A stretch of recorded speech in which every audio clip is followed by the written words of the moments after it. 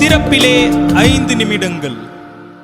கிறிஸ்துவுக்குள் மிகவும் பிரியமான என் அன்பு சகோதர சகோதரிகளே, திறப்பிலே 5 நிமிடங்கள் என்கிற இந்த ஜெப நேரத்தில் என் அன்பு சகோதர சகோதரிகள் உங்கள் அனைவரோடு கூட இணைந்து ஜெபிக்க கர்த்தர் பாராட்டின கிருபைக்காக ஆண்டவருக்கு நன்றி செலுத்துகிறேன். இன்றைக்கும் ஒரு முக்கியமான காரியத்திற்காக நாம் ஜெபிக்க இருக்கிறோம். இந்தியா முழுவதும் அநேக மாநிலங்களிலே ஒவ்வொரு அரசு இயந்திரமும் மதுபானத்தினால் வருகிற வருமானத்தில்தான் அது இயக்கப்பட்டு கொண்டிருக்கிறது என்பது நிதர்சனமான உண்மை. அந்த வகையில் தமிழகத்திலும் அதிகப்படியாக மதுபான விற்பனை அரசு இயந்திரத்தை இயக்குவதற்கு முக்கியமான காரணமாக இருந்து வருகிறது. தற்போது வரையிலும் உள்ள தகவலின்படி ஆண்டொன்றுக்கு மதுபான விற்பனை சுமார் 44,000 கோடிக்கு விற்பனையாகிறது என்று கூறப்படுகிறது. நாளொன்றுக்கு 120 கோடிக்கும் அதிகமாக மதுபான விற்பனை தமிழகத்தில் நடைபெறுகிறது.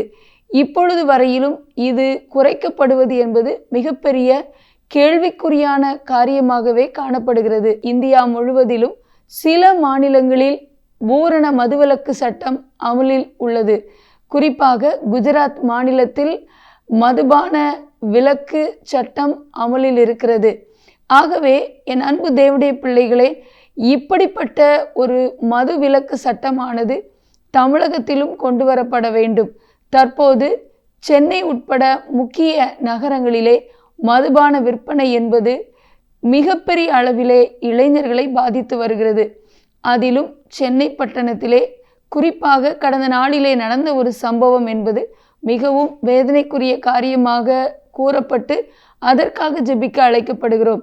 சென்னை கோயம்பேடு அருகே உள்ள மேம்பாலத்தின் அருகே இருந்த டாஸ்மாக் கடை, ஒரு ஹோட்டலிலே இருந்த பார் ஒன்றிலே சட்டவிரோதமாக மதுபானம் விற்கப்படுவதும் அதிகப்படியான நேரம் அது சட்டவிரோதமாக விற்கப்படுவதும் குறிப்பாக 18 வயதுக்குட்பட்ட சிறுவர் சிறுமியருக்கு அது அதிகமாக மதுபானத்தை வழங்கியதாகவும் கூறப்பட்டு தற்போது வழக்கு தொடரப்பட்டிருக்கிறது. ஏனென்றால் கடந்த நாளிலே அந்த ஹோட்டலிலே ஒரு நடன உபசாரம் ஒன்று நடந்திருக்கிறது. அந்த நடனத்தை கண்டுகளிக்க அல்லது நடனத்திலே பங்கெடுக்க வந்த இரு தரப்பினருக்கு இடையிலே மிகப்பெரிய மோதல் ஏற்பட்டு அது நிமித்தமாக அது மிகப்பெரிய ஒரு வன்முறையாக அது மாறி இருக்கிறது. ஏனென்றால் ஒரு தரப்பினர் இன்னொருவரை தாக்கினதிலே அது ஒரு மிகப்பெரிய ஒரு கொலை வரைக்கு கடந்து சென்று ஒரு இளம் பெண் அதிலே காரில் ஏற்றப்பட்டு உயிரிழந்திருக்கிறார்.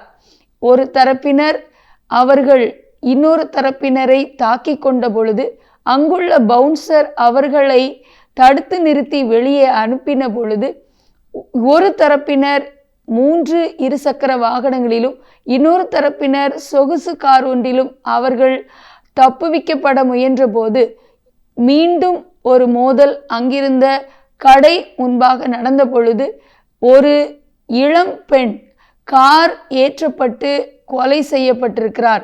அது நிமித்தமாக இந்த காரியமானது மிகப்பெரிய அளவிலே ஒரு காரியமாக பார்க்கப்பட்டு வழக்கு பதிவும் செய்யப்பட்டு தற்போது அங்கே தொடர்ந்து சிறுவர் சிறுமியருக்கு மதுபானம் சட்டவிரோதமாக வழங்கப்பட்டது தெரிய வந்திருக்கிறது.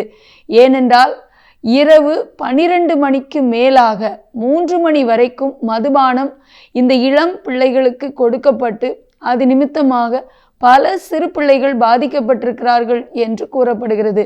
ஆகவே இப்படிப்பட்ட சட்டவிரோதமாக விற்கப்படுகிற, அதுவும் இளம் பிள்ளைகளை பாதிக்கிற, அதுவும் அவர்களுடைய எதிர்காலத்தை பாதிக்கிற இப்படிப்பட்ட சம்பவங்கள் முற்றிலும் தடுத்து நிறுத்தப்பட நம்முடைய அரசாங்கம், தமிழக அரசாங்கம் உரிய நடவடிக்கை எடுத்து முற்றிலும் டாஸ்மாக் கடைகள் மூடப்படவும் மதுபானம் முற்றிலும் தடை செய்யப்படவும் அதனால் உண்டாகிற வருமானம் சாபத்திற்குரியது என்பதை அறிந்து நல்ல திட்டங்களை செயல்படுத்தி அதன் மூலமாக தமிழகத்தினுடைய வருமானம் அதிகரிக்க ஆசீர்வாதமான தமிழ்நாடு உருவாக கர்த்தர் கிருபை தந்து நடத்த பாரத்தோடு ஜெபிக்க போகிறோம்.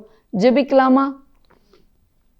எங்கள் அன்பின் பரலோக பிதாவே, ஆசிர்வதிக்கப்பட்ட நாளின் காலை வேளைக்காக நன்றியோடு துதிக்கிறோம், ஸ்தோத்திரிக்கிறோம்.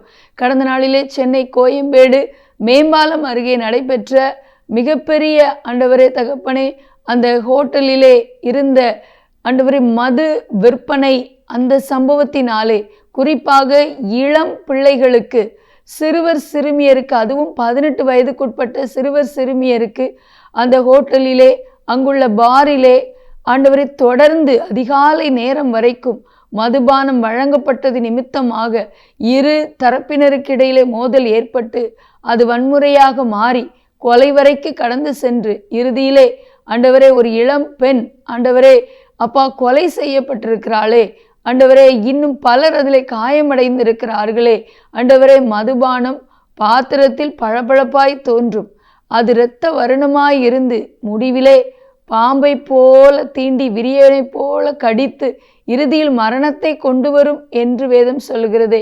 இப்படிப்பட்ட காரியத்திற்கு எங்களுடைய இளம் பிள்ளைகள் தப்புவிக்கப்பட அரசாங்கம் இதை முற்றிலும் தடை செய்ய, வரும் நாட்களிலே எங்கெங்கெல்லாம் இளம் பிள்ளைகள் பாதிக்கப்படுவதற்கு மதுபானம் விற்கப்படுகிறதோ அதெல்லாம் கண்டறியப்பட்டு மூடப்பட, தடை செய்யப்பட ஜெபிக்கிறோம்.